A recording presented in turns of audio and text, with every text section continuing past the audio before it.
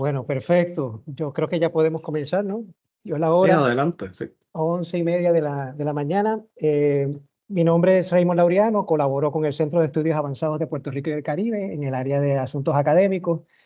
Y a nombre de todo el equipo acá en el centro, de su rectora interina, Clarisa Santiago, de la decana de asuntos académicos, Blanca Rivera, y el resto del equipo, le damos a todas la bienvenida. Le damos también, pues estamos sumamente agradecidos también con las organizaciones colaboradoras para que este ciclo de eventos de relaciones internacionales y diplomacia sea realidad. El Departamento de Ciencia Política de la Universidad de Puerto Rico en Río Piedras, liderado por la profesora Mayra Serrano, Mayra Vélez Serrano, e igualmente el Comité de Relaciones Internacionales del Colegio de Abogados y Abogadas de Puerto Rico, en donde tenemos a Francisco Concepción como nuestro gran aliado. Eh, este ciclo de eventos se está haciendo bajo el Instituto Caribeño para el Estudio de la Política Internacional, que es un esfuerzo liderado por el aquí presente José Gabriel Martínez Borrás, y que ha sido acogido por nuestra institución para promover los estudios graduados en Relaciones Internacionales y Diplomacia, para los cuales tenemos un programa de maestría, e igualmente la divulgación de colaboraciones en investigación, para lo cual estamos trabajando en el primer volumen, cuyo tema será, para ese primer volumen será Ucrania-Rusia, y está también ya la convocatoria para el segundo volumen sobre el tema precisamente de relaciones China-Caribe. Así que los invitamos a todos pues, a estar pendientes de nuestras redes sociales, el Centro de Estudios Avanzados de Puerto Rico y del Caribe, para más detalles sobre esos esfuerzos. Por lo pronto, le damos la bienvenida a todos para esta segunda sesión del ciclo de este semestre, cuyo título es La presencia china en América Latina y el Caribe ante nuevos tiempos globales, oportunidades y amenazas de una comunidad de destino compartido, para el cual tenemos como conferenciante al profesor Sebastián Schulz, al investigador profesor Sebastián Schulz, que es licenciado en Sociología y candidato a doctor en Ciencias Sociales por la Universidad Nacional de La Plata, en Argentina, Ciudad de La Plata, provincia de Buenos Aires, docente además en la propia Universidad Nacional de La Plata y también en la Universidad Nacional de Lanús. Es becario doctoral del Consejo Nacional de Investigaciones Científicas y Técnicas en Argentina, integrante del Centro de Estudios Chinos del Instituto de Relaciones Internacionales en también la Universidad Nacional de La Plata, e investigador del Centro de Investigaciones en Política y Economía, CIEPE, en Argentina. Es también miembro de dos grupos de Claxo, el grupo de trabajo de China y el mapa del poder mundial, y el grupo de trabajo Geopolítica, Integración Regional y Sistema Mundial de Claxo. También es diplomado de Claxo en Geopolítica y en Estudios Estratégicos Chinos de la Universidad Nacional de la Defensa en Argentina. Tendremos entonces la oportunidad de escuchar al investigador Sebastián Schulz. Posteriormente, tendremos las reacciones del doctor José Gabriel Martínez Borrás y el doctor José Javier Colón Morera. Así que, sin mayor preámbulo, los dejamos ante ustedes al investigador Sebastián Schulz. Bienvenido. Bueno, muchas gracias, Raymond, por la presentación. Gracias al Centro de Estudios Avanzados de la Universidad de Puerto Rico por la invitación, especialmente a José, y también, bueno, a José Javier Colón Morera por los comentarios. Bueno, voy a intentar no extenderme demasiado con el tiempo para también poder dar lugar a un contrapunto, comentarios, preguntas, respuestas, charlando con José Martínez Borrás, decíamos, de analizar este tema tan interesante, tan actual, tan necesario, que tiene que ver con la llamada presencia china en América Latina y cómo entendemos esa presencia y por qué la entendemos en términos de presencia. Digamos, ya el hecho de nombrarla de esa manera, le estamos dando una connotación, porque podríamos hablar de cooperación China-América Latina, pero también se habla de presencia, se habla de injerencia, se habla de llegada. Bueno, son términos que usamos para entender la creciente vinculación que ha existido, que existe actualmente entre China y América Latina, y que se da en un contexto internacional particular, digamos, y que es necesario incorporar para poder entender de manera cabal cómo se da esta presencia y cuáles pueden ser los devenires en términos de oportunidades y de amenazas. Voy a compartir una presentación, quizás para hacer más gráfico los comentarios que pensaba compartir. Ustedes me dirán si se ve o no se ve. Entiendo que ahí se está viendo. Sí, se puede ver. Bueno, muchísimas gracias. Primero, digamos, para entender esta presencia o esta cooperación creciente, vinculación entre China y América Latina, yo entiendo que hay que, digamos, bueno, valga la redundancia, ¿no? Entenderla en el marco de un proceso de múltiples transiciones en el escenario global. Es decir, hay un mundo que está cambiando, hay un mundo que está en proceso de transformación desde hace por lo menos 20 años, y que es un proceso de transición múltiple, digamos, porque tiene que ver con un proceso de transición, por un lado, económica, digamos, y esto es innegable. Estamos hablando de un desplazamiento del centro de gravedad de la economía mundial desde las potencias centrales hacia el llamado mundo emergente y en desarrollo. Digamos, la expresión más cabal de esto es que luego de la Segunda Guerra Mundial, Estados Unidos expresaba el 52% del PBI global, es decir, Estados Unidos era el centro del dinamismo económico global, y eso hoy ha ido trasladándose paulatinamente hacia el Asia-Pacífico principalmente, pero al sur global en general. Hoy Estados Unidos expresa algo más del 24-25% del PBI global, es decir, sigue siendo una potencia sumamente importante en términos económicos, pero ya no expresa la mitad del PBI global que expresaba hace 70 años. Ese porcentaje del PBI que Estados Unidos ha perdido se ha trasladado principalmente a China. Digamos, China que ya hoy es la primera potencia económica medida en paridad de poder adquisitivo, es decir, PBI, vamos a decirle, real, y la segunda potencia en PBI nominal, cada vez más cerca de superar a los Estados Unidos, lo cual sería la manifestación de un proceso de cambio estructural en el orden internacional. Por otro lado, un proceso de transición tecnológica, es decir, estamos hablando de la emergencia de nuevos ciclos tecnológicos que empiezan a ser los dominantes en la producción. ¿Y cuál es la importancia de esto? Es que quien domine los ciclos tecnológicos seguramente sea quien esté mejor posicionada para encabezar el proceso de acumulación económica. Digamos, estamos hablando de que previamente nosotros tuvimos ciclos tecnológicos basados en el vapor, en el carbón, en el petróleo, en la energía eléctrica. Hoy esos nuevos ciclos tecnológicos se caracterizan por esta quinta revolución industrial basada en el Big Data, la inteligencia artificial, los algoritmos. Bueno, ese proceso de transición tecnológica, la novedad es que hoy no está siendo encabezada por los Estados Unidos, sino también por la República Popular China. Por otro lado, un proceso de transición energética, que también es clave, digamos, porque implica el traslado de una economía global basada en las energías fósiles, a una economía global basada en energías renovables, principalmente energía eléctrica, energía solar, también, digamos, donde adquieren importancia central nuevos recursos estratégicos que son fundamentales para esta transición energética. Estamos hablando, por ejemplo, del litio. El litio es fundamental para la conservación de energía en las baterías, un recurso que, bueno, ya lo sabemos, las principales reservas están en América Latina, sobre todo en Argentina, Bolivia y Chile. Es decir, bueno, América Latina es un espacio central de esta transición energética, porque si bien no es la que hoy encabeza la investigación y el desarrollo, es quien posee los recursos para que esta transición energética sea posible.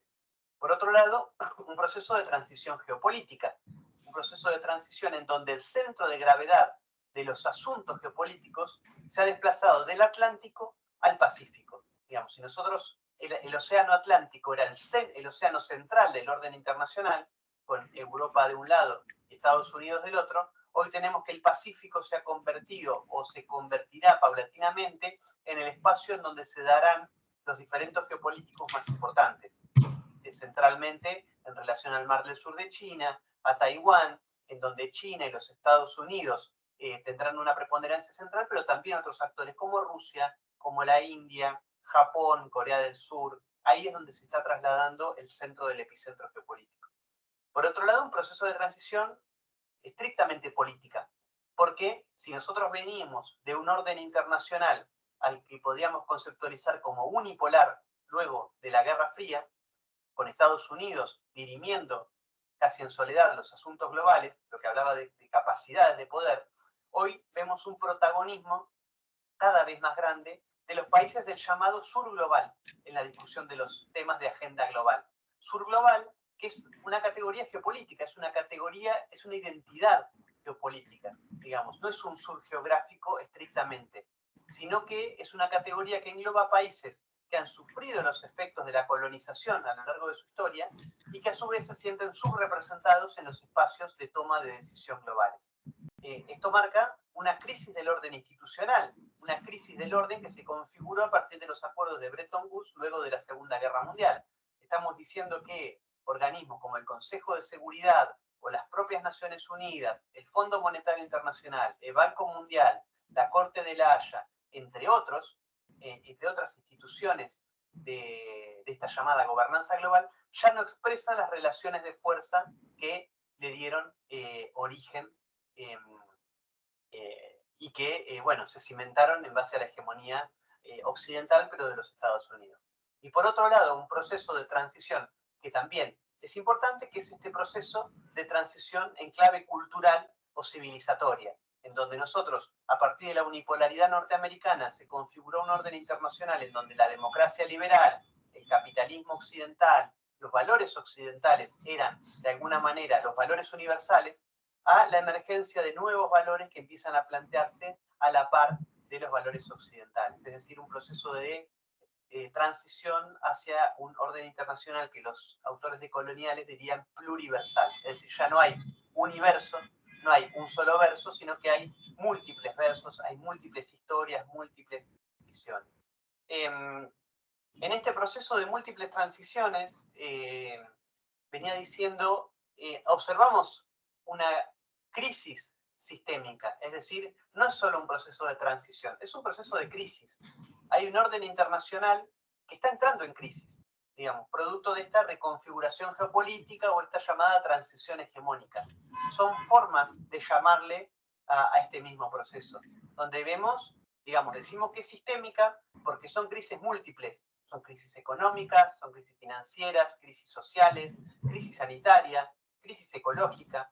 Son crisis múltiples que se dan de forma simultánea y articulada. Es decir, las causas de unas son los efectos de las otras.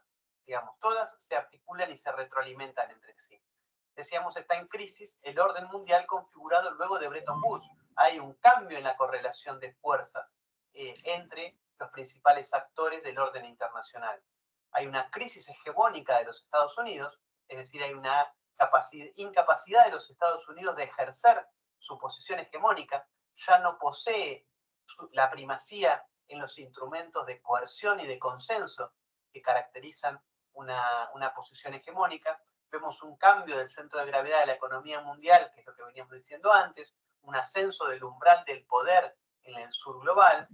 En este marco se caracteriza, ¿no?, un protagonismo cada vez más fuerte de la República Popular China, y en este marco vemos una profundización de las disputas hegemónicas y un peligro de creciente conflictividad. Es decir, hay algunas regiones del mundo que son particularmente conflictivas, y no es porque lo sean naturalmente, sino porque adquieren relevancia en estas disputas, como por ejemplo los casos de Ucrania, los casos de Gaza o los casos de Taiwán, pero América Latina no está exenta de estas disputas, sino que es parte de la discusión sobre la reconfiguración del orden internacional.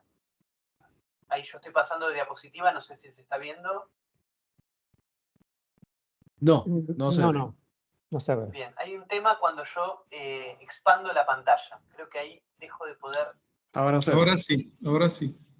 Bien, ¿se ve muy chico si yo lo dejo así? Está bien así. Bien, porque cuando lo expando se deja de pasar la diapositiva. Muy bien.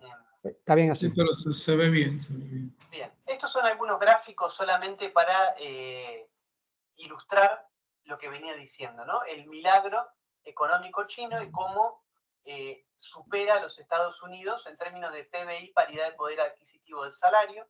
Es decir, China ya es, en términos de paridad, la primera economía global, y Y elijo poner milagro entre comillas porque esto no fue ningún milagro, no es un tema de esta charla, pero lo podemos volver a retomar en las preguntas. No es ningún milagro, es producto de de determinadas transiciones en el orden internacional, pero también de un determinado modelo de desarrollo impulsado por la República Popular China. Y acá es cuando a mí me gusta mencionar esta idea de gran divergencia o de nueva gran divergencia que conceptualiza Giovanni Arrighi en su obra Adam Smith en Pekín, ¿no? Porque nosotros, hasta 1830, 1840, China era el centro de gravedad de la economía global. La economía global pasaba por la República Popular China. De hecho, esto también lo menciona en varias ocasiones Enrique Dussel, como Europa era una periferia de China. Es decir, el comercio europeo estaba fuertemente vinculado a la República Popular China. ¿Esto cuándo cambia? Cuando se da la gran divergencia histórica, que es a partir de las guerras del opio y las invasiones occidentales y japonesas a la República Popular China, donde Europa y Japón someten a la República Popular China. La someten y la dominan hasta convertir en menos de 100 años a la primera economía global en un país con el 96% de la población en la pobreza o más del 90% de la población rural. Hoy estamos hablando de una nueva gran divergencia, es decir, de la recuperación o la reemergencia de China como un polo de poder o el polo de poder más dinámico de la economía y la política global. Una gran divergencia que, como decíamos antes, no solo es económica, sino que tiene componentes sociales, culturales, civilizatorios, tecnológicos, ambientales, etcétera, etcétera. Un poco para que dimensionemos hoy cómo se compone el complejo importador y exportador de China. Decíamos, China es el principal exportador y exportador global. China es el país que más le compra y que más le vende al mundo. Por eso también es el centro del dinamismo económico. El mundo le compra y le vende principalmente a la República Popular China. Pero hay una característica que es importante y que menciona Enrique Dussel-Peters, que es la composición de esa canasta importadora y exportadora.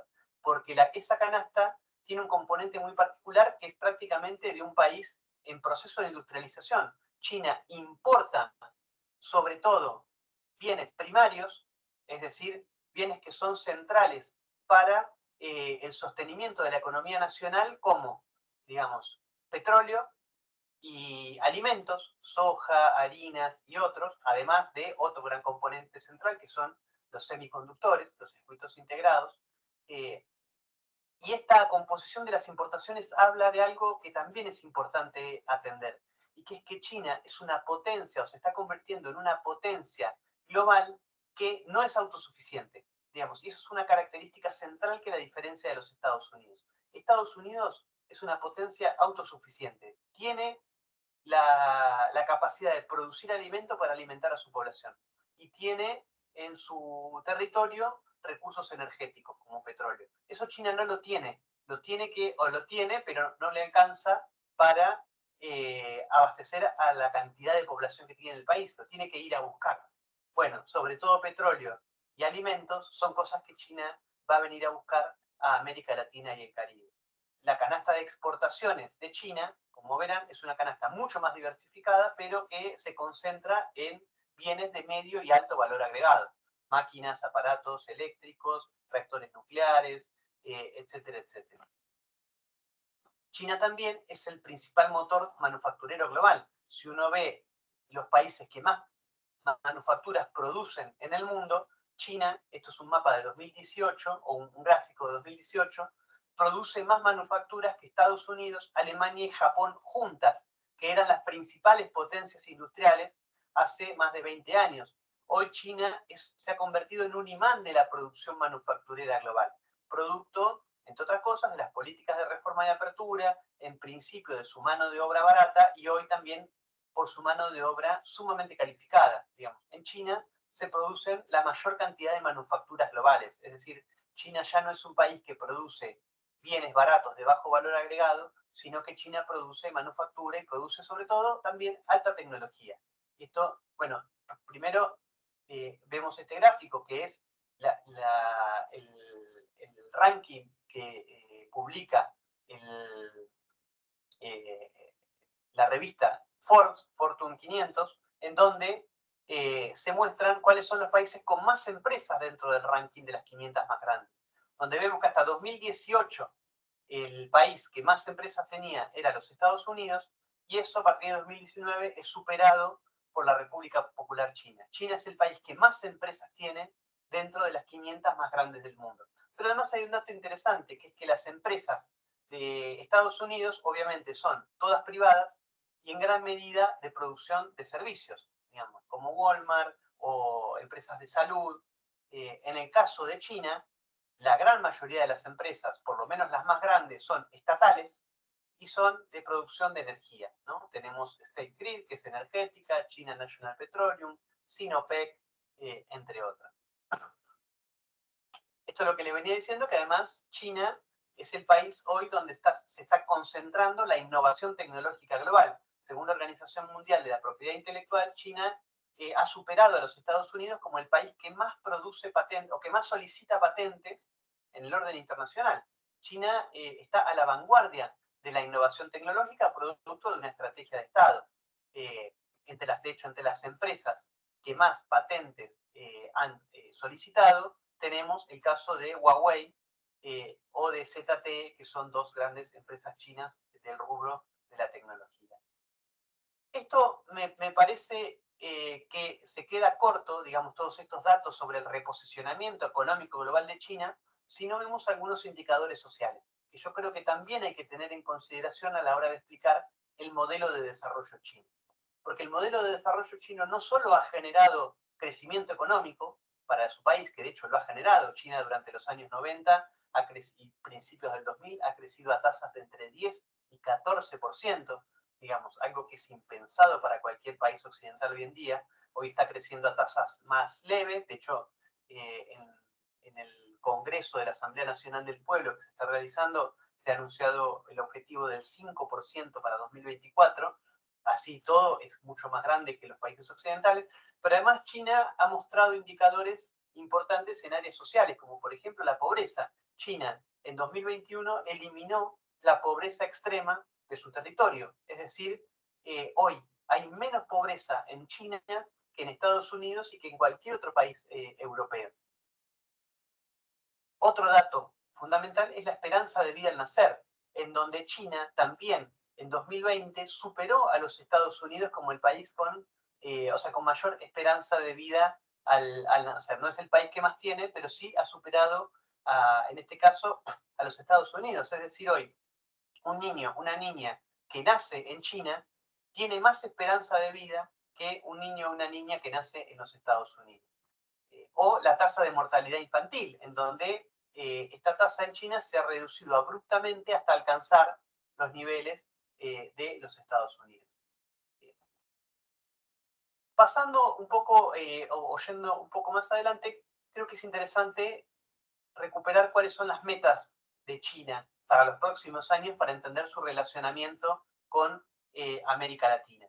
Por un lado, el hecho de su objetivo para el primer centenario, que es construir una sociedad moderadamente próspera, en donde el objetivo planteado fundamentalmente era eliminar la pobreza extrema, algo que China cumplió, no solo dicho por China, sino incluso dicho por las Naciones Unidas o el Banco Mundial. Ahora China ha iniciado su camino hasta el llamado segundo centenario, que es cuando se cumple el centenario de la fundación de la República Popular en 2049, en donde China se plantea constituirse como un país socialista próspero, fuerte, democrático, culturalmente avanzado y armonioso, en esto que se llama, o suele llamarse, el sueño de rejuvenecimiento de la nación china. Esto está vinculado, por otro lado, para entender la vinculación de China con el resto del mundo, con el llamado nuevo concepto de desarrollo planteado por Xi Jinping a partir de 2018. Nosotros veníamos de un concepto de desarrollo en los años 90 y principios del 2000 que se conocía como enfoque PBIsta, es decir, que el crecimiento se leía como aumento del tamaño del PBI nacional.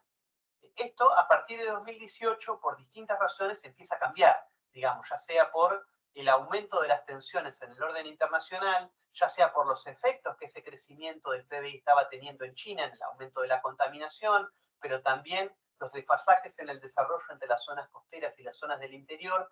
Eso con Xi Jinping empieza a cambiar, digamos, y el desarrollo en China empieza a plantearse en términos de avanzar cada vez más aceleradamente en la transición energética, salir del crecimiento basado en carbón e ir hacia energías renovables, la innovación como vector del desarrollo económico y social, alcanzar un desarrollo equilibrado en términos de regiones, es decir, llevar el desarrollo a las zonas del interior, un desarrollo cualitativo, es decir, no un desarrollo basado en la cantidad de PBI, sino en alcanzar la prosperidad común, aumentar el estándar de vida de la población y profundizar una apertura económica, digamos, a partir de el impulso de una globalización con características chinas y esta iniciativa de la Franja y la Ruta de la Seda, entre otras iniciativas que empieza a impulsar China para fortalecer su relación con el resto de las economías del mundo.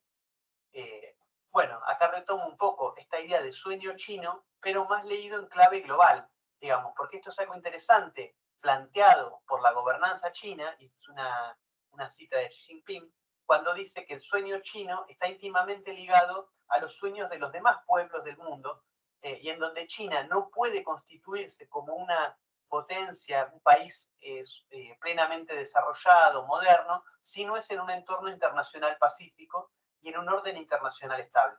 Por eso, China va a impulsar iniciativas para construir este entorno pacífico y este orden estable a nivel internacional, impulsando un formato específico de relaciones internacionales, a partir del beneficio mutuo, la cooperación de ganancia compartida, un concepto de seguridad que sea cooperativa, promoviendo intercambio entre pueblos y civilizaciones, recuperando una idea confuciana del pensamiento chino de armonía, es decir, bueno, proponer o promover un modelo de relación internacional distinto al impulsado por Occidente, digamos, un modelo que promueve la competencia, que promueve el conflicto, que promueve incluso la injerencia en asuntos internos de los estados, o que promueve los valores occidentales como si fuesen los valores universales.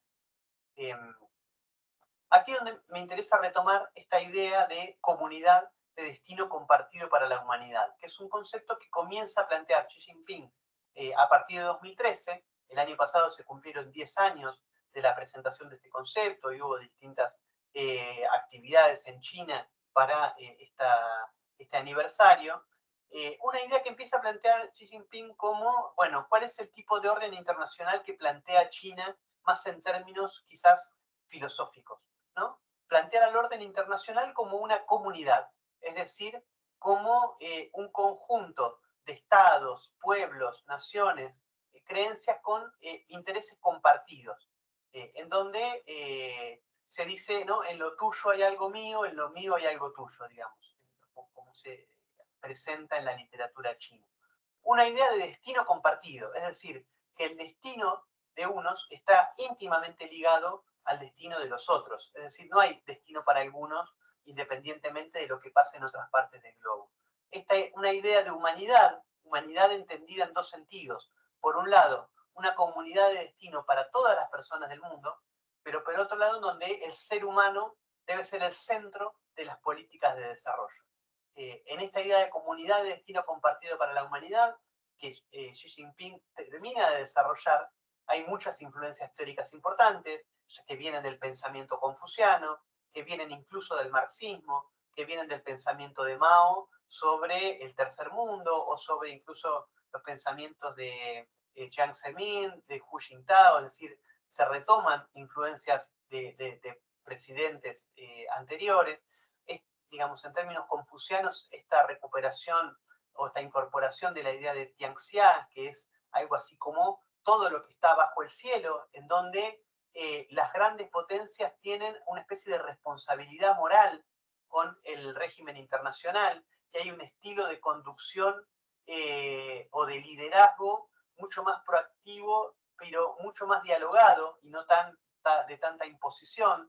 Una idea de Hehe que es como una especie de armonía pacífica entre los países del orden internacional, Y China en este marco ha comenzado a desarrollar algunas herramientas prácticas que son o que actúan como materialización de esta idea más general de comunidad de destino compartido para la humanidad, como la iniciativa y la franja de la ruta de la seda, la iniciativa para el desarrollo global, la iniciativa para la civilización, la iniciativa para la seguridad global y más recientemente la iniciativa para la civilización global. Una iniciativa para la civilización global también está cumpliendo un año desde que fue presentada por Xi Jinping y que retoma esta idea de diálogo de civilizaciones, que también me interesa porque es algo que empieza a aparecer con cada vez más fuerza en el pensamiento chino, digamos, en donde se señala que la civilización humana tiene una característica básica que es la diversidad, digamos, esta idea está o pretende oponerse a la idea de civilización occidental, en donde la civilización occidental de alguna manera es la guía para el resto de las civilizaciones del mundo. Es decir, el resto de las civilizaciones debe copiar el modelo de civilización occidental. Desde el pensamiento chino se señala que ninguna civilización es superior a la otra, es decir, la civilización china no es superior al resto de las civilizaciones, solamente distinta, pero tampoco la civilización occidental debe ser el modelo a seguir por la civilización china ni por ninguna otra civilización. Digamos, de alguna manera se acusa a la civilización occidental de arrogancia, de prejuicios. Bueno, se critica esta idea de choque de civilizaciones que en su momento mencionó Samuel Huntington, y que las civilizaciones deben coexistir de forma armónica y deben dialogar, porque en esta convivencia armoniosa las civilizaciones pueden crecer y desarrollarse mutuamente. Para ir dando una especie de cierre a esta parte de la presentación, algunas cuestiones que me interesa mencionar en relación a la vinculación creciente entre China y América Latina, digamos, porque es innegable que China cada vez, desde los últimos por lo menos 20 años, está cada vez más presente en América Latina y el Caribe desde, digamos, de distintas maneras que son importantes de atender. Digamos, una cuestión que me parece fundamental, porque la considero estructural de la relación entre China y América Latina, es la cuestión Taiwán. Digamos, que no me quiero meter ahora demasiado en las cuestiones históricas, lo podemos también recuperar en las preguntas. Taiwán, como saben, es un territorio que está en disputa porque es un territorio que es parte de China, pero fue ocupado por los grupos nacionalistas que perdieron en la guerra civil contra el Partido Comunista. Es decir, los gobernantes de China antes de la revolución se exiliaron en Taiwán y tomaron la isla y reclamaron a la comunidad internacional ser reconocidas como la verdadera China, digamos, los gobernantes de la verdadera China en el exilio.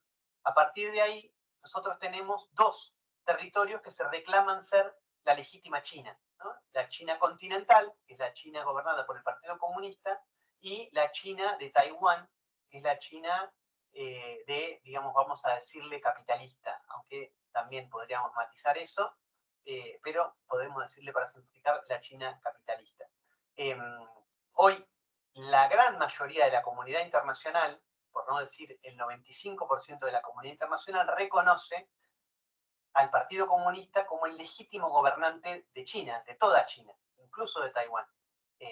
Y para China la cuestión de la unidad territorial es fundamental, no solo por una cuestión histórica, digamos, China prosperó cuando su territorio estuvo unido y China decayó cuando su territorio estuvo fragmentado, sino también por una cuestión geopolítica. Taiwán es una isla que está a menos de 100 kilómetros del continente y de su región más productiva, de sus puertos más importantes, y tener un grupo separatista tomando la isla aliado a los Estados Unidos, digamos, con posibilidad de ser una base de operaciones de la OTAN a menos de 100 kilómetros de su territorio, no es algo que está muy bien visto por China. Digamos, China aspira a la reunificación territorial por la vía pacífica, pero ya ha anunciado que si no lo puede hacer por la vía pacífica, lo hará por la vía militar, en el caso de que los gobernantes de Taiwán planteen una independencia de la isla. En ese marco, para China, Taiwán es una línea roja, es decir, aquellos países que reconozcan a Taiwán como la verdadera China, digamos, es un escollo para China. Hay una realidad, cada vez más, o sea, cada vez menos países reconocen a Taiwán.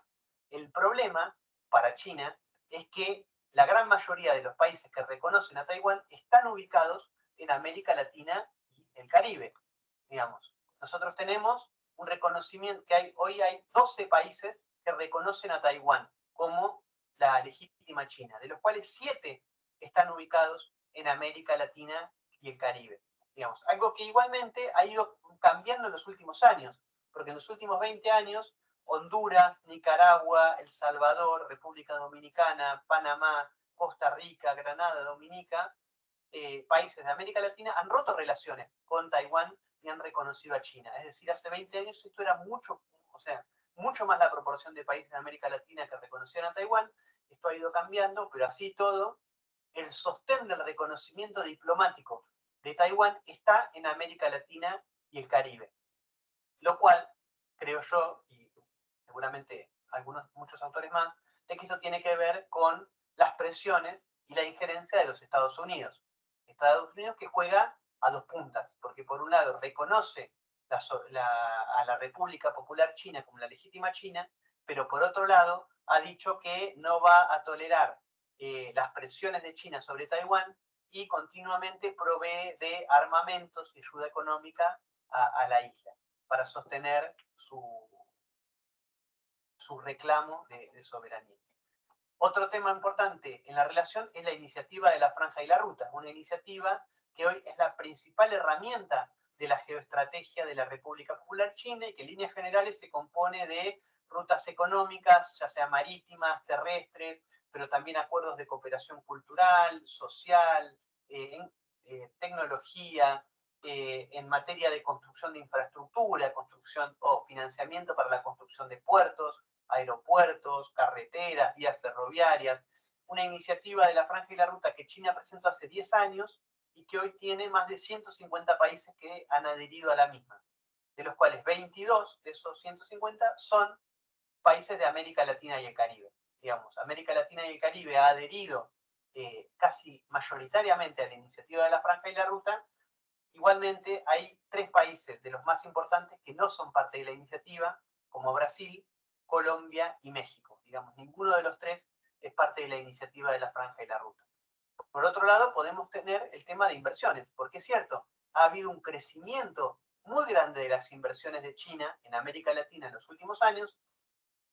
Hay que decir también, las inversiones de China en el exterior han crecido en general en todo el mundo, particularmente también en América Latina. Por otro lado, también hay que decir que China no es ni por menos ni por mucho el principal inversor en América Latina y el Caribe. Los principales inversores siguen siendo los Estados Unidos y la Unión Europea. China recién está incursionando en la inversión en la región.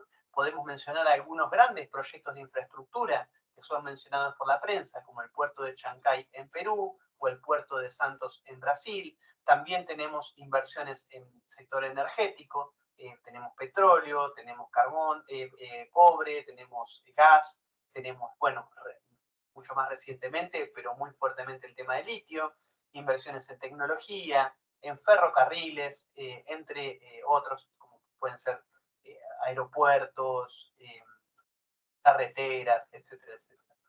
También ha crecido mucho el comercio bilateral entre China y América Latina y el Caribe. China ha pasado a ser el primero o el segundo socio comercial de gran parte de los países de la región, desplazando incluso a Estados Unidos y a la Unión Europea, algo que ha generado preocupación en los Estados Unidos.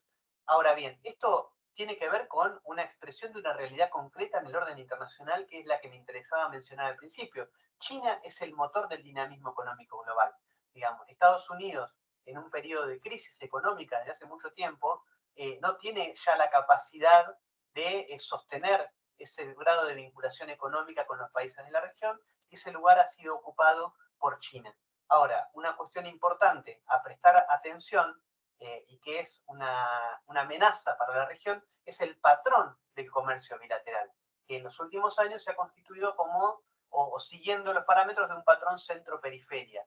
Porque si uno ve la canasta, por ejemplo, de exportaciones de la región hacia China, vemos que en su gran mayoría son productos primarios. Por ejemplo, Brasil le exporta a China mineral de hierro, petróleo crudo y soja, casi el 70-80% de sus exportaciones.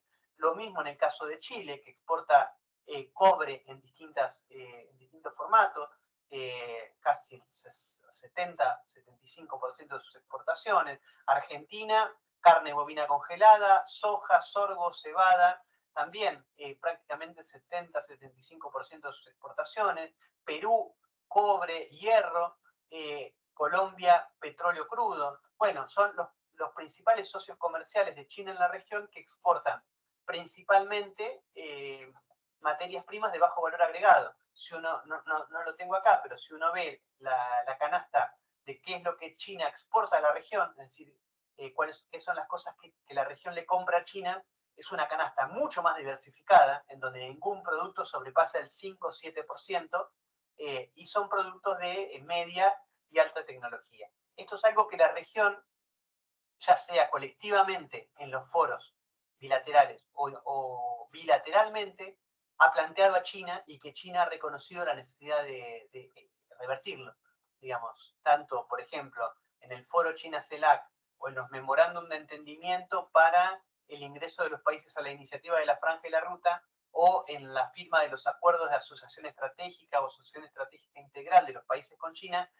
En prácticamente todos estos documentos está planteada la necesidad de equilibrar la balanza comercial. Y esto es algo que China ha aceptado, pero todavía no vemos resultados concretos. Por otro lado, tenemos tratados de libre comercio que han proliferado en los últimos años entre China y la región, es decir, China ha avanzado en la firma de tratados comerciales con los países de la región, sobre todo y principalmente, y lo que creo yo es un indicador importante, con los países de la costa Pacífico, Costa Rica, Chile, Perú, Ecuador, Panamá, Nicaragua, países que han firmado acuerdos de libre comercio con China. Tenemos tratados en negociación con Honduras y con El Salvador.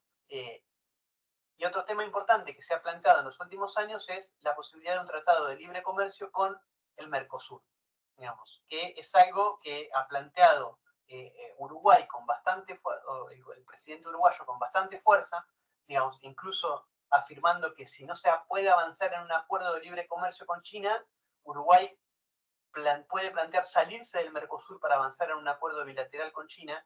El problema para la firma de un tratado de libre comercio entre el Mercosur y China no es Argentina, no es Brasil, mucho menos Uruguay, es Paraguay.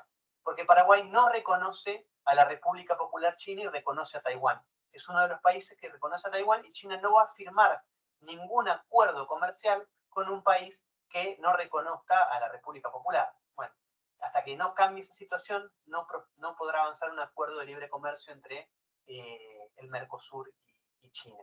China tiene una institución de referencia en la región, que es la CELAC, lo cual yo creo que es interesante porque China reconoce a la CELAC como el espacio de integración regional legítimo en la región, digamos, y tiene un foro de China con la CELAC en donde China discute bilateralmente, discute y acuerda los trazos generales de la relación con los países de la región.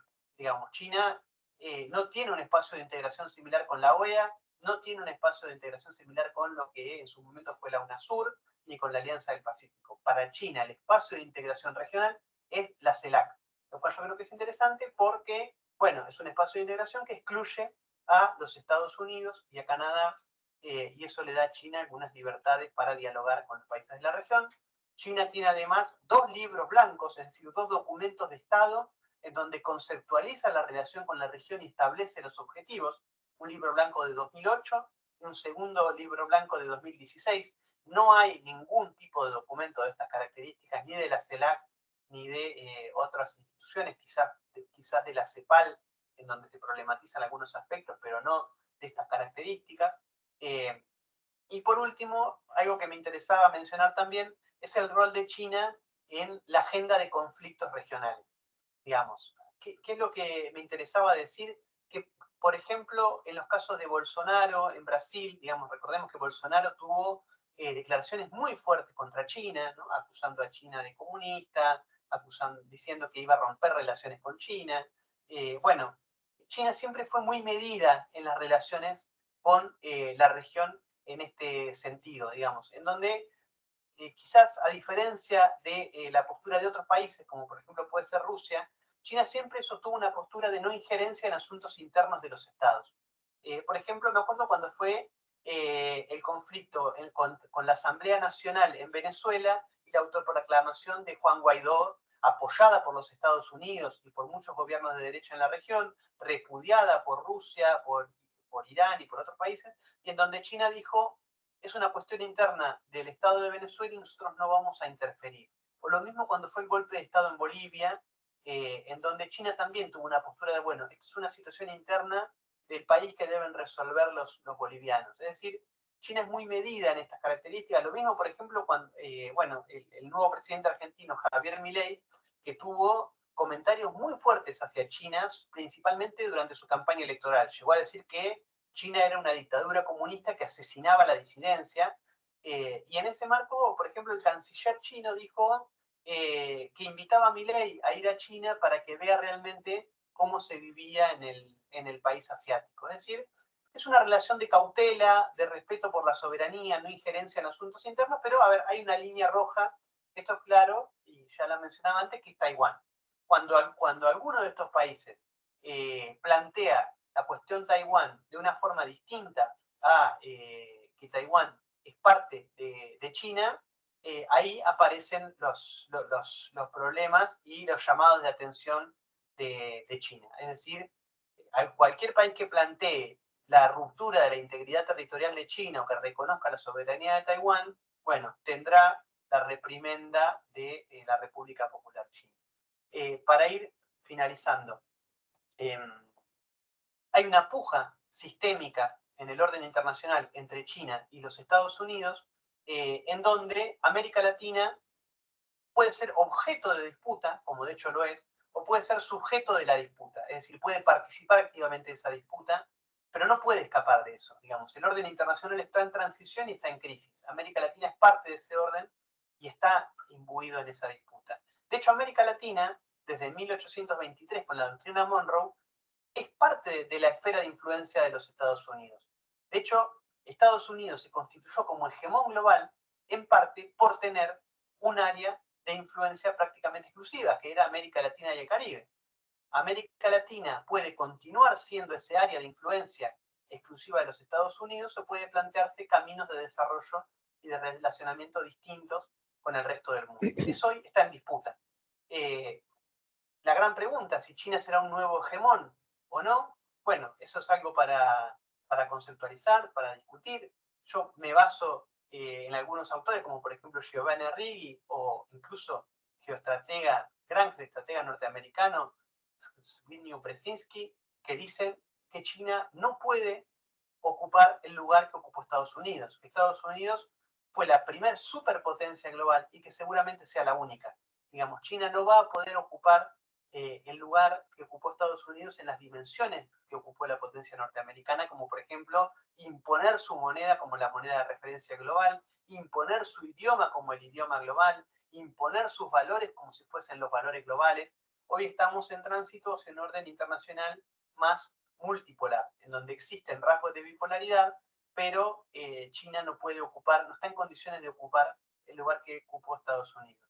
Para cerrar, me interesa siempre retomar una frase de Napoleón Bonaparte que dijo allá por el 1800, hace 220 años, dejad que China duerma, porque cuando despierte el mundo temblará, ¿no? Cuando China despierte el mundo temblará. Yo creo que esa es una visión de Occidente sobre China. En primer lugar, que China no durmió porque quiso. China durmió porque fue dormida a cañonazos por Occidente. Pero esta idea de que cuando China despierte el mundo va a temblar, yo creo que expresa el miedo de Occidente a un resurgir del gigante asiático y de cómo eso va a poner en crisis el orden internacional occidental y, digamos, puede ser un parámetro, un indicador de un orden internacional distinto. Por mi parte, termino acá. Muchas gracias. Muchísimas gracias, Sebastián, por provocarnos con esta presentación. Pasamos a la breve intervención de los dos comentaristas y también a las preguntas y comentarios que los que están en vivo con nosotros en audiencia pongan en el chat. Vamos primero a escuchar al profesor. Tenemos el honor y el placer de tener al profesor José Javier Colón Morera con nosotros. Él es catedrático de la Universidad de Puerto Rico en Río Piedras, posee un doctorado de Boston University y un Juris Doctor de la Universidad de Puerto Rico. Él enseña cursos sobre política exterior de Estados Unidos, sobre relaciones Puerto Rico-Estados Unidos, sobre relaciones entre Estados Unidos y Cuba, y dicta cursos y seminarios sobre derechos civiles y derechos humanos. Es coautor de la Historia de Estados Unidos de América, publicado por Publicaciones Educativas, también autor de Puerto Rico y los Derechos Humanos, coeditado con Itza Alegría Ortega, si no me equivoco, bajo Ediciones Huracán, y también autor junto a Ramón Bosque Pérez de Puerto Rico, Under Colonial Rule, publicado por Sony Press en Nueva York. Sin más preámbulos, José Javier. ¿El micrófono tal vez? Ahora sí. Sí. Perfecto. Muchas gracias, Raymond. Muchas gracias al profesor Martínez Borrás por esta amable invitación. Ha sido una exposición muy completa, muy interesante, mueve mucho a la reflexión y al pensamiento de una situación internacional muy interesante. Así que le agradezco muchísimo al profesor Sebastián Schulz su contribución, porque nos permite ver cómo este tema de la presencia china en América Latina se está convirtiendo en un tema importantísimo en la región por razones extraordinariamente comprensibles y que él ha justificado de forma muy valiosa. Yo creo que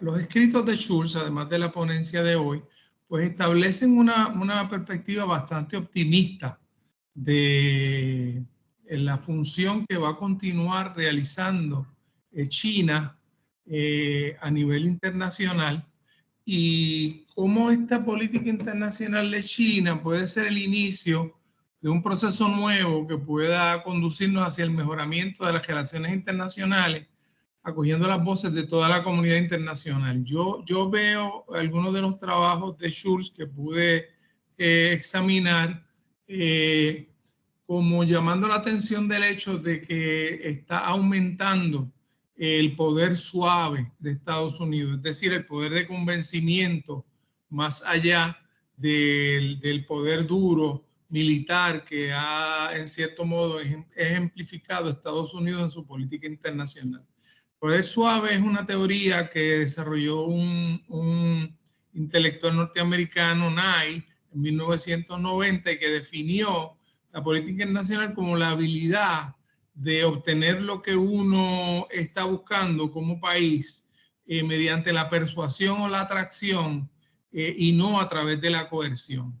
Y yo creo que lo que ha planteado aquí Schulz se acerca a ese planteamiento de que la política exterior de China se está comportando de una forma en que está adquiriendo una mayor tracción internacional, en parte porque en los principales issues internacionales del momento, como es la situación de Gaza, como es la situación de Ucrania, como es la misma situación de Taiwán, ha asumido posiciones que tienden a favorecer las soluciones pacíficas de conflicto y que han colocado a China en una posición favorable en ese sentido. Por otro lado, yo creo que es importante darnos cuenta de que la política exterior china, por otro lado, está enfatizando mucho en la necesidad de que se respeten los espacios territoriales y los espacios marítimos de China. Hace poco un ministro de defensa, Li Shangfu, dijo la mejor manera de evitar, en este caso, conflictos con Estados Unidos, es que los buques y aviones militares no se acerquen a nuestras aguas y espacio aéreo. Cuiden sus propias aguas territoriales y su espacio aéreo, entonces no habrá problema. Así que no hay duda de que si bien todo lo que ha planteado Schultz aquí sobre el auge del poder suave de China está en aumento, yo creo que no cabe duda de eso. También, como él señaló, ha habido un incremento grande en el gasto militar. De hecho, este año pasado hubo un aumento de 7.1% en el gasto militar, equivalente a 225.000 millones de dólares. Eso desde luego no es nada parecido al presupuesto norteamericano, que ya anda por 800 billones, pero muestra una tendencia hacia arriba, que es consistente también con el hecho de que Estados Unidos ha estado aumentando su paquete militar a Taiwán y se anunció recientemente un paquete militar de la administración Biden de 345 millones de dólares. Así que, de hecho, porque ha estado aumentando el poder económico y el poder suave, el poder de asumir posiciones internacionales que han tenido una recepción muy, muy buena en el llamado sur global, eso inquieta entonces a Estados Unidos y provoca que Estados Unidos trate de moverse hacia unas posturas de mayor confrontación. Estaba leyendo ahora un artículo de la última edición de Foreign Affairs que habla, por ejemplo, de la posibilidad de que Trump, si sale electo, promueva de nuevo una guerra comercial mucho más fuerte de la que se produjo antes.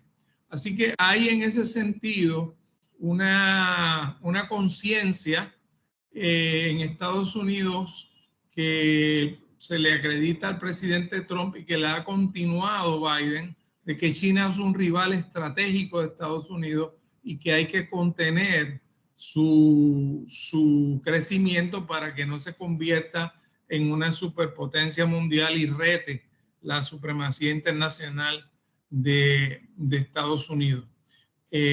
Yo creo que el hecho de que China se haya movido tan efectivamente, por ejemplo, la producción de baterías que se están utilizando para los carros eléctricos, pues el 77% de esas baterías se están produciendo en Estados Unidos y más de la mitad de los carros eléctricos se están produciendo en Estados Unidos. Realmente China está siendo un competidor fuerte en esta nueva frontera de la llamada economía verde, ¿verdad?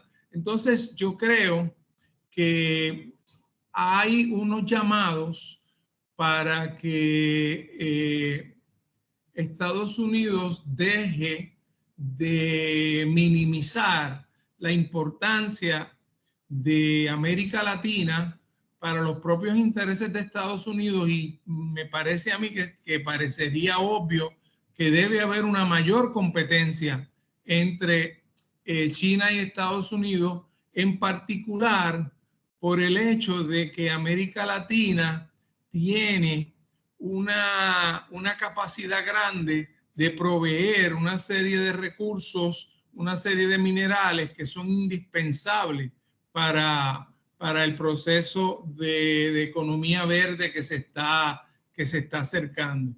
Y en ese sentido, esto veo yo que es positivo para la región latinoamericana, porque de una actitud precisamente como decía Schultz, que este es nuestro traspatio y nosotros tenemos básicamente un control sobre la región, ahora se pasa a una nueva consideración de que Estados Unidos va a tener que tener una estrategia mucho más coherente para incluir los intereses de América Latina dentro de la estrategia global norteamericana.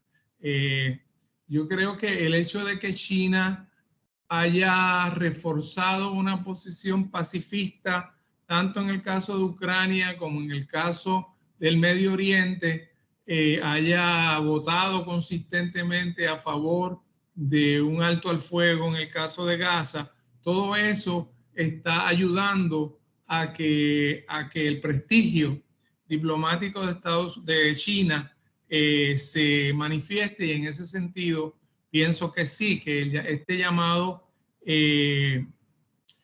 poder suave pues está en aumento. Así que no me extraña para nada. En la última revista de Foreign Affairs hay un artículo que se titula "La oportunidad perdida de Estados Unidos en América Latina, la seguridad económica de Estados Unidos empieza más cerca de casa". Es un artículo de Shannon O'Neill y es el último número de la revista Foreign Affairs. Como ustedes saben, es una revista que tiende a producir mucha inteligencia sobre lo que está sucediendo en el mundo y lo que Estados Unidos tiene que hacer si quiere mantener una supremacía internacional. Y dice este artículo: China ya reconoce a América Latina como en su potencial. Su crecimiento de intercambio comercial con la región aumentó de 12 billones en el 2000 a cerca de 500 billones en el 2022. Sus compañías de minería y de refinación se están moviendo para obtener acceso a los recursos naturales de la región. Así que me parece obvio que América Latina, como decía Schulz con mucha razón, tiene que poder aprovechar esta coyuntura para desarrollar su propia política internacional, sus propias formulaciones de seguridad, sus propias formulaciones de capacidad propia, ya sea frente a China para evitar, como decía Schulz con razón, una nueva dependencia de ciertas materias primas que no avancen en el desarrollo interno de las economías, como sucedió en el pasado con Estados Unidos, y un poder de negociación nuevo que ahora va a tener frente a Estados Unidos, porque tiene unas opciones comerciales y unas opciones diplomáticas que antes no tenía.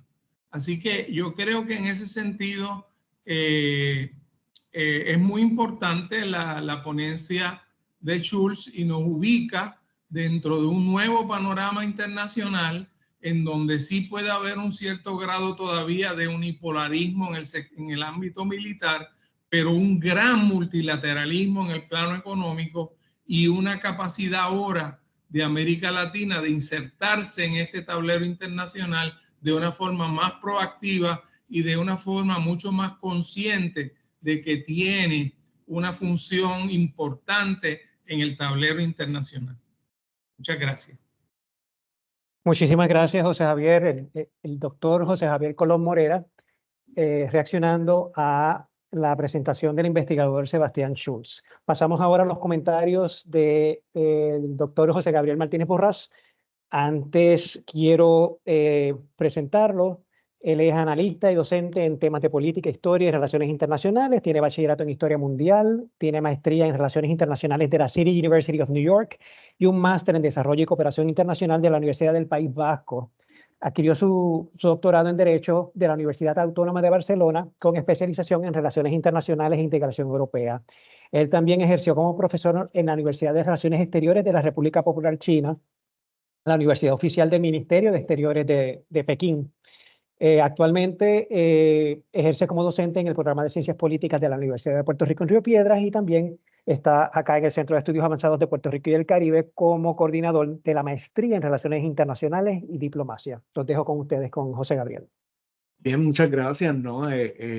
Obviamente quiero felicitar y agradecer a tanto el doctor Sebastián Schulz como el doctor José Javier Colón Morera, ¿verdad? Por sus impresiones. Yo realmente pues tampoco quiero abundar tanto. Yo siempre que ¿verdad? Como mencionó el doctor Raymond Laureano, yo viví en la República Popular China un tiempo. Ya han pasado unos años, ¿verdad? Y en parte, pues, pero siempre me gusta comentarlo y eh, le hago el cuento a mis estudiantes, ¿no? Un poco también lo que fue mi experiencia en aquel momento. Esto fue en los años 2004, 2005, la primera vez que yo fui, y fui entonces paulatinamente varias veces más. Primero viví en la provincia de Sichuan, y en aquel momento, ¿verdad? Yo creo que si lo ponemos en el contexto de lo que estaba pasando, Sichuan es se considera, ¿no? Esa parte interna, la China interna, lo que queda en la frontera justo antes del Tíbet, al norte también baja Xinjiang, que son todos temas, ¿verdad? Que siempre pues, tienden a ser polémicos en relación cuando la gente habla sobre esas provincias, pero bueno, lo podemos dialogar, ¿no? Pero bueno, viví en esa área y en aquel momento, ¿no? Todo el mundo pues estaba hablando del crecimiento económico chino, entonces ya se estaba dando se estaba esperando en ese contexto, ¿verdad? Ver cómo y el impacto que iba a tener ese gran crecimiento económico chino y entonces cómo eso podía ser en aquel momento, ¿verdad? Se hablaba mucho en términos teóricos de lo que implicaba en términos de los cambios. Recordemos que durante esa época también, ¿verdad? Estaba la famosa guerra contra el terror. Entonces Estados Unidos estaba en una época sumamente belicista, ¿no? En Irak, en Afganistán, etcétera. Así que poniendo así es un poco en perspectiva y después yo volví en el 2007-2008, pues tuve ¿verdad? La gran dicha de estar ese año viviendo en Beijing. Y ese fue el año de las Olimpiadas. Siempre le digo a los estudiantes también que recordemos que las Olimpiadas también marcaron una especie de hito, ¿no? Como todos los que recordamos o vimos lo que fue la ceremonia de apertura de los Juegos Olímpicos de ese año, pues la grandeza, ¿verdad? De esa apertura y que de alguna manera representa o representó en ese momento, pues digamos, la llegada de China, ¿no? Así que yo lo pongo en ese contexto porque en la medida en que entonces pasamos, estuvo una vez más en 2009-2010, que da la casualidad que fue también la Feria Mundial, que en ese momento fue en Shanghai. Entonces, pues se estaban dando todos estos eventos, ¿no? Que habían cambiado, transformado a Beijing como ciudad, habían transformado a Shanghai también. Y recuerdo que la primera vez que fui a Chongqing, que es una ciudad que queda en el centro, que es cultura de Sichuan, pero que es administrada por el gobierno central. Y en aquel momento, o sea, yo recuerdo que mi impresión, ¿verdad? Cuando salí del aeropuerto, entonces lo que veía eran todas estas grúas de construcción, ¿no? O sea, que lo que implicaba era que ese proceso se estaba dando de manera macro, ¿verdad? Un crecimiento económico y un desarrollo particular que Sebastián ha descrito, ¿verdad? Muy bien en su ponencia, ¿no? Entonces, todo esta, menciono, ¿verdad? Yo creo que todo esto porque yo creo que del 2008 en adelante, particularmente durante las Olimpiadas, luego fueron la crisis económica y financiera global que tuvo su origen en los Estados Unidos y para mí yo creo que eso marca un hito muy importante en el cual en ese momento China empieza a reconocer que se está dando un cambio, ¿verdad? A nivel global y particularmente en lo que algunos autores de las relaciones internacionales llaman como una especie de cambio en el balance de poder y todo eso, ¿no? Parte que también me parece que si lo analizamos desde la perspectiva de la hegemonía, eh, eh, ¿verdad? Y ahí hay unos elementos importantes de hegemonía. Yo creo que el doctor Colón Morera presentó una de ellas, ¿no? Desde la perspectiva de Nye, ¿verdad? Que él lo llama poder blando. Quizás desde la perspectiva de los debates de hegemonía, pues también se llama poder blando, le llaman también influencia, ¿no? Y en ese momento, pues también se dio la transición hacia el gobierno de Xi Jinping y ya China entonces, a raíz de esa transición, pues estaba reconociendo también el hecho de que tenía que buscar quizás una política exterior que respondiese a esos cambios estructurales internacionales específicos. No podemos olvidar también, ¿verdad?, la importancia de la influencia de la cultura china y su visión y cómo también durante la ponencia pues se presentó, ¿verdad?, el impacto de esa tradición en filosofía, en cultura que evidentemente también influyen. De acuerdo con lo que presenta el doctor Schultz en relación a qué capacidad tiene China para ser el poder hegemónico, ¿verdad? Ellos obviamente, pues, por lo menos públicamente, sus expresiones es que no les interesa ser un poder hegemónico, sino que les interesa entonces otro mundo armonioso, ¿verdad? En términos multilaterales. Se habla mucho hoy entonces de la democratización de las relaciones internacionales una vez hemos pasado, ¿verdad? Que ese es el debate hoy en día, el unipolarismo. Y entonces, por ende, yo también le tengo unas preguntas a Sebastián, ¿no? En ese contexto. Si es que en términos generales, yo creo que la importancia, ¿verdad?, de entender la relación dinámica que tiene China, ya sea con lo que le llamamos el sur global. La organización, digamos, de la ruta y la franja, ¿no? Por un lado, la creación de esta región euroasiática, ¿verdad?, que se está distinguiendo como prácticamente un bloque que posiblemente incluya en ese contexto a África y América Latina. Como muy bien menciona el doctor Colón Morera, ¿verdad? Estados Unidos, de alguna manera, dado que quizás ha un poco dejado América Latina y el Caribe a un lado, especialmente durante esa época de la guerra contra el terror. Entonces tiene que como que volver a reconectar de alguna manera. Yo sé que eso abre matices y debates específicos, ¿no? Pero yo creo que la creación de ese bloque euroasiático, y ahí es donde yo creo que voy un poco con las preguntas, y las relaciones entonces con América Latina y el Caribe, y particularmente con África, que también pues son sumamente interesantes, pues definitivamente están marcando, ¿verdad? Entonces, esta transición global. Y yo creo que la gran pregunta sin duda pues será, vamos a ver qué pasa en términos de cómo se sigue ajustando, ¿verdad? Llamémosle balance de poder para utilizar los términos tradicionales, ¿no?, en las relaciones internacionales, y entonces cómo eso impacta definitivamente pues las diferentes dinámicas globales que estamos analizando. Yo entonces quería hacerle unas preguntas a Sebastián. Primero que nada, y a José Javier también, ¿verdad? A ver cuál es su opinión. Sebastián, en relación he visto muchos debates, críticas, especialmente cuando uno está viendo. Depende de las narrativas, ¿no? Cuando entramos un poquito en el debate de las comunicaciones y entonces también inclusive de la investigación académica sobre la posibilidad de que el crecimiento económico chino tuvo un auge dentro de un modelo, pero hay autores críticos que hablan de una especie de desgaste de modelo de desarrollo, de la trampa de ingreso medio, o de la posibilidad que dentro de China también se han dado una serie de problemas económicos particulares, ¿no? Han tenido unos problemas en el área de la industria de las bienes raíces, y entonces efectivamente pues eso ha tenido un impacto negativo. El otro obviamente fue pues el cierre a raíz de la pandemia del COVID-19. Y pues nada, quería saber entonces también un poco tu opinión, ¿verdad? Siendo un estudioso del tema, en relación hacia cómo tú ves esos tipos de crítica, ¿verdad? Y entonces esa idea de lo que está pasando en relación a las dinámicas del modelo económico chino y cómo entonces China de alguna manera lo ha estado manejando.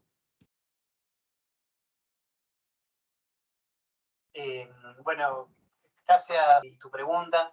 Yo creo que es interesante y que creo que, bueno, por un lado hay que distinguir las expresiones de deseo que vienen desde muchos lados de Occidente, de que el crecimiento económico chino encuentre un límite, después las situaciones reales, que yo creo que, bueno, tiene mucho de perspectiva, ¿no? Y de pensar en función de la realidad actual y de los desafíos de la economía china, cuáles van a ser su realidad en los próximos años. Yo creo que hay una diferencia central entre el modelo de crecimiento chino y el modelo occidental, que es la dirección y la planificación estatal de la economía de China, porque es el Estado mediante, por ejemplo, el Consejo de Estado, el Consejo Nacional de Desarrollo y Reforma, entre otros, los ministerios, junto con el partido, que son los que planifican el crecimiento económico y los objetivos de desarrollo nacional, lo cual es diferente a Occidente, porque en Occidente la planificación económica, si bien hay una vinculación muy grande entre Estado y mercado, en última instancia los desafíos, por lo menos en Occidente, son puestos por las grandes corporaciones transnacionales que ante las crisis generalmente optan por la financiarización de su capital. Y yo creo que es el proceso que está viviendo hoy Occidente, principalmente los Estados Unidos, que es el paso de una economía productiva a una economía financiera. Lo vimos, por ejemplo, con la crisis global de 2008, en donde se expuso el grado que había adquirido la burbuja especulativa, cómo eso explotó y cómo eso tampoco había cambiado en demasía. En China, yo creo que eso es distinto, porque el grado de desarrollo de la economía real es muy fuerte, aunque es cierto, la economía china tiene algunos puntos importantes a atender y que se han manifestado en los últimos tiempos, como por ejemplo la especulación inmobiliaria, ¿no? El desarrollo, esta idea del crecimiento económico chino y del boom de crecimiento, lo vimos con el explosivo desarrollo inmobiliario nacional y cómo eso adquirió tintes especulativos. Que, a ver, en parte, lo que se señala desde gran parte de la bibliografía es cómo China necesitó también expandir ese crecimiento hacia afuera para que eso no se le transforme en un problema dentro, es decir, que las grandes empresas constructoras, digamos, continúen su escalada de crecimiento hacia afuera, digamos, desarrollen obras en el exterior para que no se transforme en una economía improductiva de alguna manera en el interior. Pero eso hacia adentro también, digamos, las ciudades fantasmas o el problema de la vivienda. China tiene un problema enorme en la vivienda. La vivienda en China es carísima. Que eso después, digamos, se vuelca en otros problemas. Pero China tiene un problema con la especulación inmobiliaria muy fuerte que también ha generado una acción del Estado también muy fuerte. Digamos. Por ejemplo, liquidando los activos de Evergrande en las últimas semanas. Es decir, el Estado interviene ante esos problemas. Tiene otro gran problema que yo creo que es estructural, que es el poblacional. Digamos, que China ha pasado a tener un crecimiento poblacional negativo, es decir, a mermar en cantidad de población. Yo creo que esto es algo que el gobierno está intentando trabajar, que todavía no le encuentra la vuelta, porque, a ver, el gobierno flexibilizó la política del hijo único ya desde hace bastante tiempo. De hecho, en los últimos años ha habilitado a las familias a tener hasta 3 hijos, pero eso no resuelve el problema. No es un problema de prohibición o permiso de tener más hijos. Es un problema de que hoy las familias chinas no quieren y tampoco les conviene tener hijos. El nivel de vida sigue siendo caro. Para una pareja joven en China es muy costoso tener hijos, y eso también el gobierno debe atender esas cuestiones porque, a ver, el problema del decrecimiento poblacional es que hace insostenible la economía en el futuro, la mano de obra. Digamos, ¿con qué mano de obra sostiene China su crecimiento en los próximos años? El gobierno ha dicho que va a reemplazar cantidad con cualidad. Si uno ve los informes demográficos del gobierno, dicen, bueno, lo que perdamos en cantidad lo vamos a reemplazar por cualidad, es decir, por tecnología. Entonces vamos a aminorar el problema. Ahora, yo dudo si eso realmente resuelve el problema del decrecimiento poblacional. Por ahora lo dejo acá, y también dejo a José Javier comentar. Bueno, yo tengo una percepción que yo coincido con todo lo que ha dicho Schultz. Me parece que también hay un tema por lo menos se está discutiendo mucho en ciertos círculos de los analistas occidentales, que es una cerrazón en lo político. Es decir, hay una preocupación en China con el hecho de que hay que evitar cualquier proceso que pueda llevar a una liberalización tipo Gorbachev. Y el fantasma de Gorbachev parece que recorre a Rusia y a China. Así que en ese sentido me parece que hay una intervención estatal más fuerte sobre factores económicos y parecería que China está dispuesto a pagar algún precio en lo económico por estabilizar y por evitar cualquier circunstancia que pueda desestabilizar lo político. Y en ese sentido, pues yo creo que es un reto para el poder suave chino porque hay preocupaciones en términos de el control que se ejerce a través de la acumulación de datos sobre los ciudadanos, y que se esté regresando a un proceso de institucionalización burocrática y de un liderato que no se sabe ya cuándo va a terminar, frente a los procesos que China había establecido de unos términos que se respetaban en el liderato, etcétera.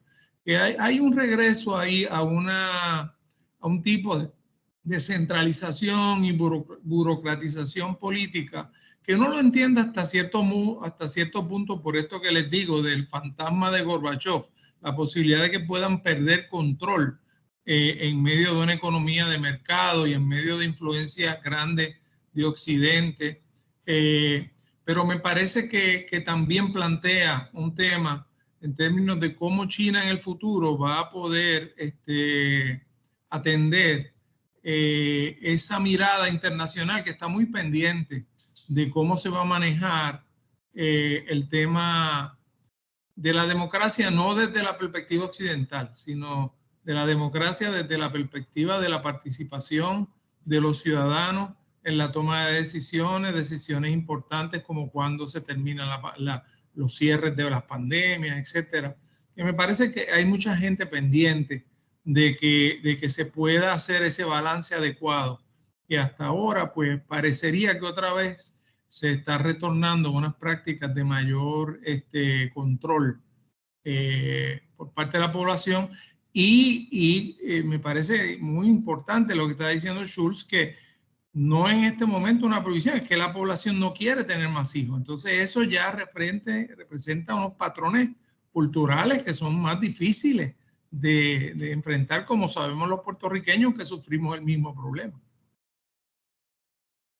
Tenemos aquí 3 preguntas para el conferenciante de la audiencia. Las voy a leer las 3 para ver si de alguna manera podemos ofrecer una reacción en conjunto. Sukha Burgos Berríos pregunta, ¿cómo los países latinoamericanos pueden beneficiarse de las oportunidades que la República Popular China ofrece sin llegar a una dependencia económica? Hay una segunda pregunta de Francisco Valentín Rodríguez. ¿Cómo el estancamiento poblacional puede afectar ese camino a esa hegemonía mundial de China? Y la tercera de Edner Dávila Carmona.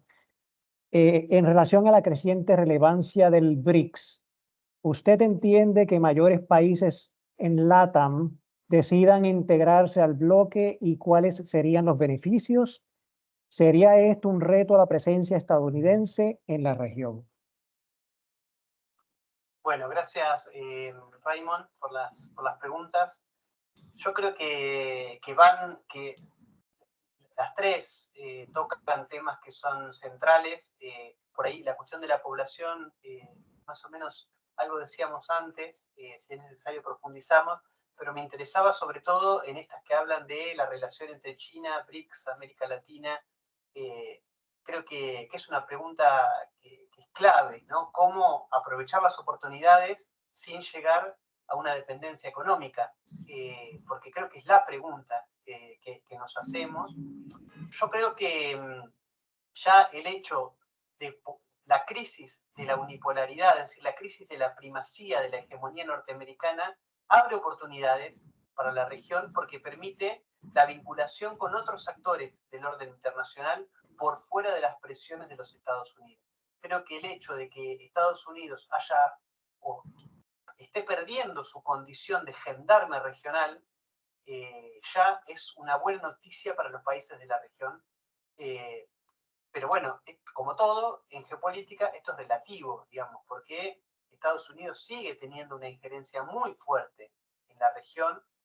Lo vemos ahora en Argentina particularmente con el caso de Javier Milei, como Estados Unidos vuelve nuevamente a tener una presencia muy grande en uno de los gobiernos quizás más importantes de Sudamérica, y como seguramente en el caso de que Donald Trump pueda llegar a ser presidente, bueno, va a ser un alfil para iniciar procesos de desestabilización en el resto de los países de la región.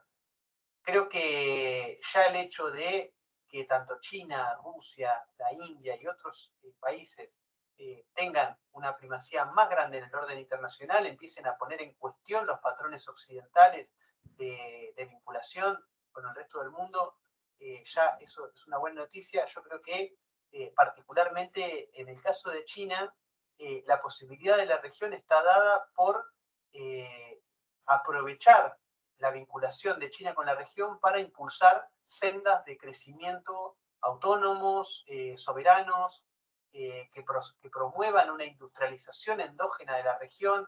Creo que aprovechar los recursos de China, aprovechar las oportunidades de inversión para generar estructuras industriales autónomas, van a ser fundamentales. En esto también es central la transferencia de tecnología, es decir, exigirle a China la transferencia de tecnología, exigir a China, lo pongo en términos de exigencia, aunque yo creo que China puede estar mucho más dispuesta que los Estados Unidos a aceptar estas peticiones. por ejemplo, en el caso del litio. Lo mismo podemos decir de balancear y equilibrar la canasta de comercio bilateral. Creo que son temas que son centrales para no caer en, no sé si necesariamente en una relación de dependencia, pero sí en estructuras de vinculación económica que promuevan patrones primarios de desarrollo. A ver, en Argentina, China se ha consolidado como uno de los principales socios comerciales, pero los sectores económicos que están más contentos con esto son los agrarios exportadores, los que no tienen ningún interés en promover una industrialización de la relación. Digamos, con este patrón de crecimiento, estos sectores están muy cómodos, es decir, los grandes pools de siembra de soja, los grandes dueños de commodities, las grandes corporaciones del agro, están muy cómodas con esta relación. Creo que desde el Estado Nacional se debería diversificar o promover una diversificación. Creo que esto es muy difícil hacerlo sin instancias de integración regional. Si no hay un reposicionamiento de instancias como por ejemplo la CELAC, es muy difícil negociar de igual a igual con potencias como Estados Unidos o como China. Creo que daría muchas más posibilidades, nos pararía de una mejor manera negociar como región, planteando demandas comunes con la República Popular China y no solo demandas bilaterales. Creo que por otro lado, el BRICS es fundamental en este sentido, porque de alguna manera creo que el BRICS es el espacio en donde se está dibujando la nueva arquitectura financiera futura. Es en el bloque del BRICS en donde se está delineando el futuro del orden internacional. Creo que en ese marco la posibilidad de que más países de la región se incorporen al BRICS va a ser central.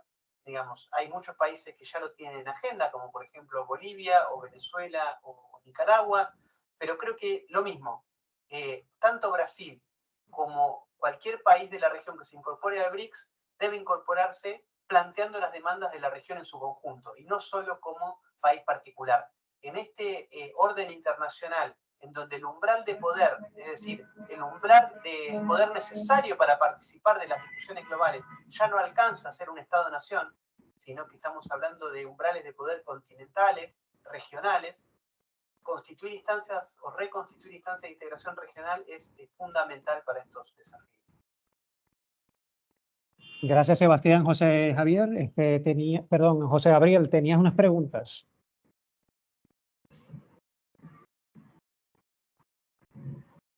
Bueno, nada, simplemente quiero reiterar algunas de las cosas que dijo el profesor Schultz, ¿no? Yo creo que en relación a la importancia del BRICS es fundamental, ¿verdad? Entender cómo el BRICS entonces está cambiando elementos del multilateralismo y particularmente tratando, ¿verdad?, de presentar alternativas a instituciones financieras históricamente dominantes, ¿verdad?, que pues dentro del contexto de la geopolítica, pues también están teniendo un impacto particular, como pues por ejemplo el tema de las sanciones. En este caso, pues el país más sancionado a Rusia a raíz del conflicto en Irak, en Ucrania. Y entonces, cómo eso ha acelerado, ¿verdad?, de una manera tan rápida estos cambios que estamos discutiendo y en particular, ¿verdad?, pues esa creación de nuevas instituciones. Por lo que yo creo que también, si estamos hablando ya de un post-consenso de Washington, pues entonces, ¿hacia dónde nos dirigimos? Yo creo que esa es la gran pregunta también a nivel internacional ahora, ¿no? Estamos en un proceso de transición y entonces hay ya unos, ¿verdad? ¿Cómo se dice? Unos lados claros, no quiero llamarle bloques, pero bueno, llamémosle quizás bloques en términos de unas instituciones que habían dominado en la posguerra y entonces unas nuevas instituciones que de alguna manera están convirtiéndose en una alternativa. Entonces, si estamos ya en una especie de consenso o post-consenso de Washington, yo creo que la pregunta es, ¿cuándo llegaremos a un consenso posterior, ¿verdad? Porque en la llegada de ese consenso es donde está la posible fricción, ¿verdad?, en términos de los debates de la política internacional, por decirlo así. Así que simplemente para terminar, porque sé que quizás algunos estudiantes tienen que moverse o algunos de nosotros, ¿no? Pero para Schultz y también para José Javier, la idea de un poco de, de hecho contestaste una pregunta porque quería saber un poco de esa relación con Argentina. Quería preguntarte si tenías también un poco idea en términos de la relación con México. La relación con México es importante debido a que ha tenido un problema, no sé si Sebastián está ahí todavía. Ah, míralo ahí. Sí, en relación a que Está México ha sido resolviendo un problema sí, familiar. okay. En relación a que México ha tenido, ¿verdad?, una relación muy competitiva con China, ¿no? Entonces, sé que, por ejemplo, recientemente es bien interesante como lo presentan también los medios, ¿no? Vi que entonces México sobrepasó como exportador hacia Estados Unidos a la misma China. Y para mí la relación en términos de exportaciones e importaciones China-Estados Unidos fue lo que denominó la época de la globalización, ¿no? O sea, esa época de la unipolaridad y de la hegemonía estadounidense después de la Guerra Fría. Sin embargo, lees por otro lado que ¿cómo se dice? La relación con México ha sido tan beneficiosa a la misma vez para China, o sea, ha mejorado en el contexto de que no tanto es a la competencia, sino que está exportando más ahora a través de México. Entonces, yo creo que eso es un punto interesante y es para saber si tenías algún tipo de comentario en relación a ese tipo de dinámica, dado José, que de sí, hecho te iba a preguntar sobre el problema de la dependencia y también pues la contestaste, pero adelante, sí. José, si me permites decir algo. Sí, sí, sí.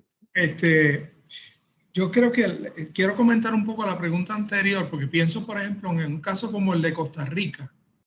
Costa Rica ha ido desarrollando unas políticas nacionales que vienen a ser competitivas en el mundo global.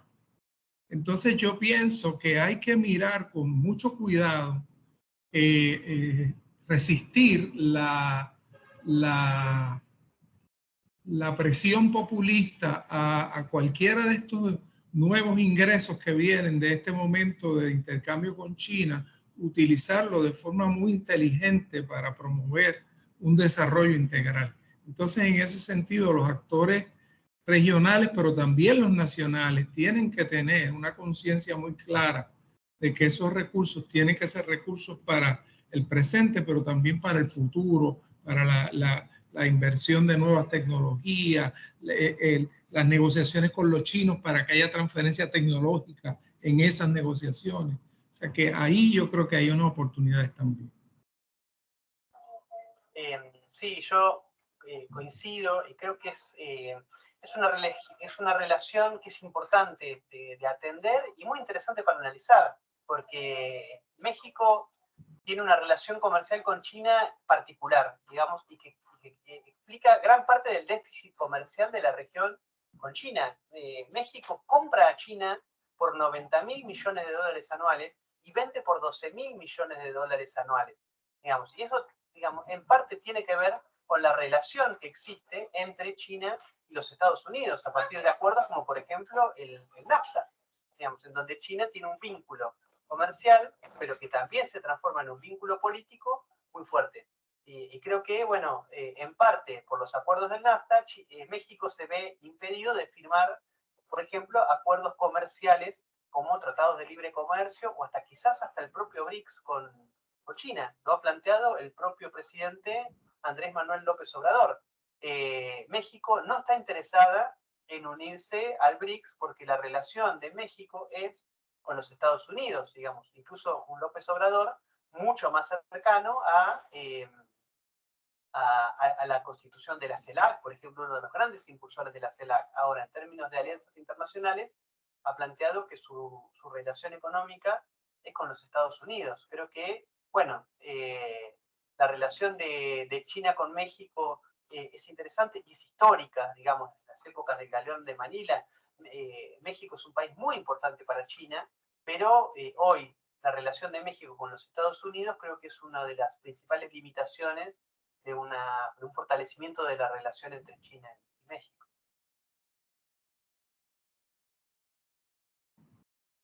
Muchas Quería gracias.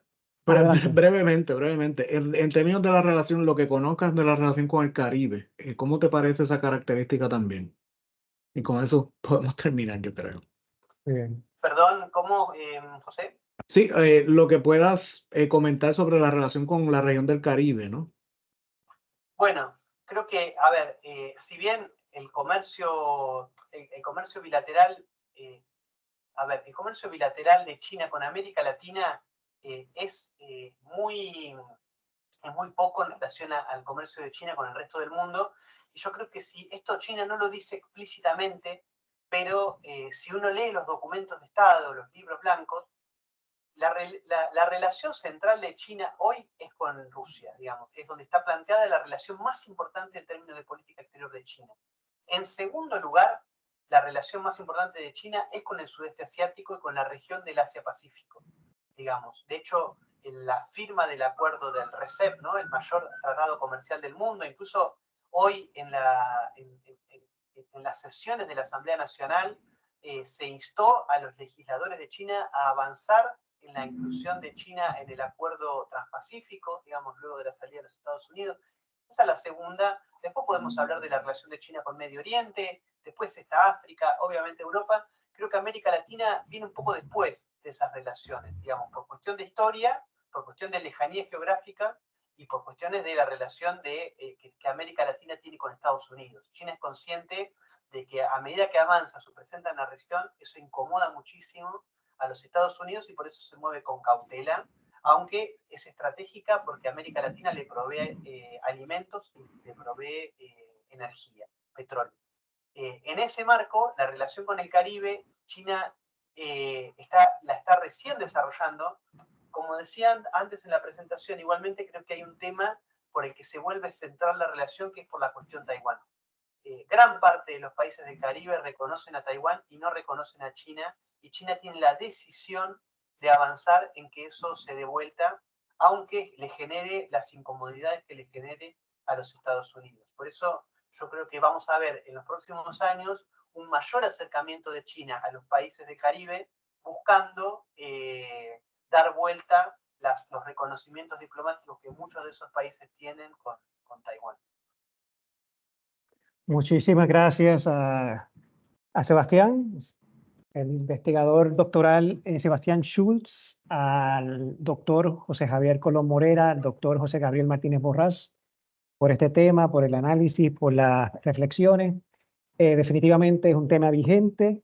Solo quería comentar brevemente que en alguna otra sesión, en otro momento, estábamos hablando sobre el Instituto Confucio, ¿no? Es esta entidad que se dedica a promover la cultura china. Tienen una gran presencia en el Caribe. En el Caribe insular, gran parte de las islas independientes del Caribe tienen un Instituto Confucio muchas veces en los recintos universitarios. Igualmente en el Gran Caribe, ¿no? El Caribe continental, Centroamérica, por ejemplo, igualmente se nota esa presencia china. En El Salvador recientemente inauguraron la Biblioteca Nacional. Tuve la oportunidad de ver la construcción el año pasado, a principios de año, cuando visité El Salvador, y ya este año la inauguraron, le dieron mucho despliegue. Es un edificio monumental, en efecto. Sí, o sea, no sé si querían decir algo más, pero nada, sí, yo quería darle las gracias también al doctor Colón Morera y al profesor doctor futuro Sebastián Schultz, ¿no? Que está en ese proceso. Así es que espero que nos mantengamos en comunicación y le demos seguimiento a estos temas, porque creo que hay muchas cosas que podemos seguir colaborando. Muchas gracias por la invitación, José. Vale, gracias, buenas tardes. Muchas gracias a ustedes por la invitación. La verdad que buenísima la charla. Muy buena conversación. Muy agradecido. Vale, Bueno, gracias a todos. nos vemos. Pasen buenas tardes.